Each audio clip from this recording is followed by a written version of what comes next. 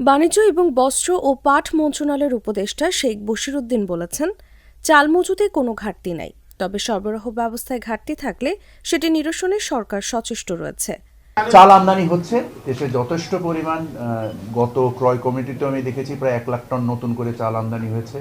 জাহাজ একটা চিটং পোর্টে অলরেডি 50,000 টনের চাল ডিসচার্জ হচ্ছে। সো যে ধরনের মজুদের যদি কোনো ঘাটতি থাকে সেই ঘাটতি পূরণের জন্য সরকার চেষ্টা করছে। সো আমি আশা করি যে মজুদের কোনো ঘাটতি নেই, বাজারে সরবরাহ ব্যবস্থা যদি কোনো ঘাটতি থাকে সেটাও আশা করা যায় ইনশাল্লাহ ওভারকাম হয়ে যাবে।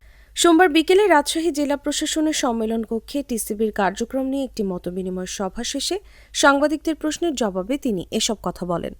উপদেষ্টা বলেন, টিসিবির কার্ড বিতরণে শৃঙ্খলা রক্ষায় এটিকে ডিজিটাল স্মার্ট কার্ডে রূপান্তর করা হচ্ছে।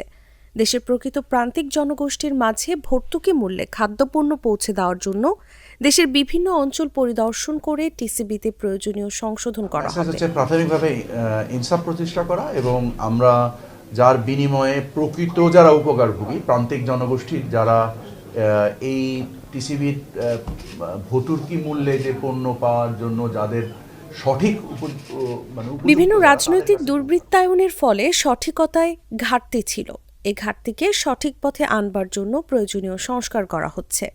তিনি বলেন, আমাদের টার্গেট হচ্ছে প্রান্তিক জনগোষ্ঠীর কাছে কিছুটা স্বস্তি পৌঁছে দেওয়া।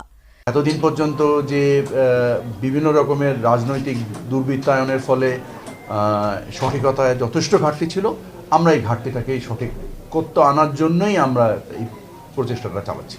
রাজশাহী জেলায় 1 লাখ জনগোষ্ঠীকে সাশ্রয়ী মূল্যে টিসিবির পণ্য কেনার কার্ড দেওয়ার প্রক্রিয়া চলছে।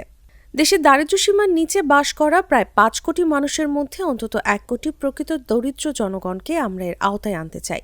জেলা প্রশাসক আফিয়া আক্তারের সভাপতিত্বে অনুষ্ঠানে রাজশাহী বিভাগীয় কমিশনার খন্দকার আজিম আহমেদ, রাজশাহী রেঞ্জের ডিআইজি মোহাম্মদ আলমগীর রহমান, অতিরিক্ত বিভাগীয় commissioner Tarafdar Mohammad Akhtar Jamil, RMP commissioner Mohammad Abu Sufian, police super Farzana Islam প্রমুখ উপস্থিত ছিলেন।